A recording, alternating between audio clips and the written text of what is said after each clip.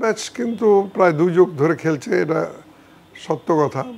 কিন্তু মাঝখানে কিন্তু বাংলাদেশ টেস্টে বেশ মোটামুটি ভালো করছিল, বিশেষ করে ইংল্যান্ডকে, অস্ট্রেলিয়াকে, পরবর্তীতে নিউজিল্যান্ডকে, এমনকি শ্রীলঙ্কাকেও হারিয়েছে। আমার কথা হচ্ছে কি, আপনাকে আগে বেশি না, বাড়ির কাছে ভারতের টেস্ট কীভাবে খেলছে সেই জায়গাটা যদি আপনি খেয়াল করেন তাহলে কিন্তু ঠিক আপনি বুঝতে পারবেন।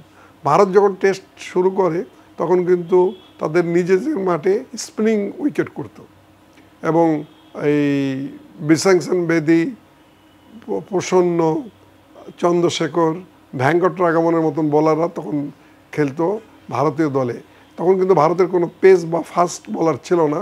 আবেদ আলী নামে একজন বোলার ছিল, তাকে দিয়ে ২-১ ওভার বল করাই স্পিন মাঠে খেলতো এবং তারা কিন্তু টেস্ট জয়লাভ করা শুরু করলো। পরবর্তীতে তারা বিদেশের মাটিতেও জয়লাভ করছে।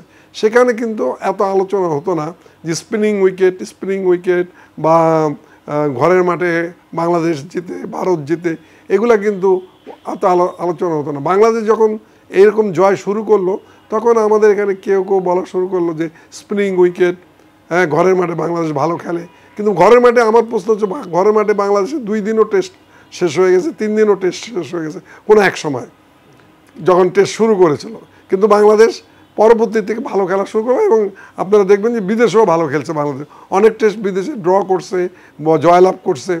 আরেকটা জিনিস আমরা দেখছি, বাংলাদেশ যখন টেস্টে খেলা শুরু করে, যে কোনো টেস্টে আপনি দেখবেন যখন ভালো খেলতে থাকে তখন ব্যাটসম্যানরা ভালো খেললে বলে যে ব্যাটিং উইকেট, অনেকে বলে এবং বিশেষ করে কমেন্টাররা বলে যে উইকেট নিয়ে আমরা বেশি আলোচনা করি, খেলোয়াড়দের চেয়ে আমরা বেশি উইকেট নিয়ে আলোচনা করি। প্রত্যেকটা খেলার সময় আমরা উইকেট নিয়ে বেশি আলোচনা করি।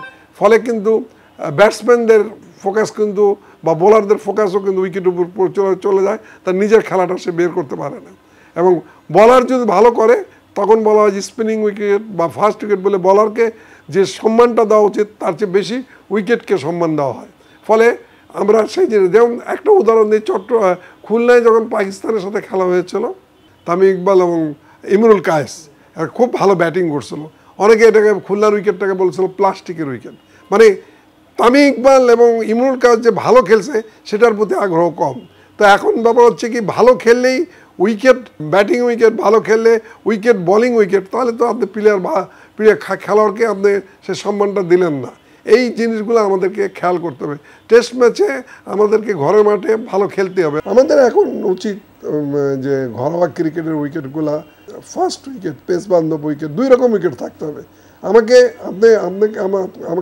মনে করতে হবে এই উপমহাদেশের কিন্তু আপনি সহজে কিন্তু পেস উইকেট বানাতে পারবেন না। এই উপমহাদেশে কিন্তু মোটামুটি সব কিন্তু স্পিনিং ট্রাক, কিন্তু যদিও এখন ভারতে বা পাকিস্তানে ফাস্ট উইকেট হচ্ছে বা হবে, কিন্তু আমাদেরও তাই হবে। কিন্তু আমাদের ঘরের মাঠের উইকেটগুলোকে পেস বান্ধব উইকেট এখন থেকে শুরু করা উচিত এবং এখানে 4 দিনের অন্তত 4 দিনের ম্যাচ খেলা উচিত। তাহলে কিন্তু আপনাদের ক্রিকেটারদের একটা ধৈর্য আসবে। ক্রিকেটারদের কেন, টেস্ট ক্রিকেটে বল কিন্তু অনেক বুঝে খেলতে হবে, ছেড়ে দিতে হবে বল। এই ছেড়ে দেওয়ার অভ্যাসটা না করা পর্যন্ত তারা কিন্তু এগিয়ে যেতে পারবে না এবং সেটা শিক্ষা নিতে হবে ঘরোয়া ক্রিকেটে।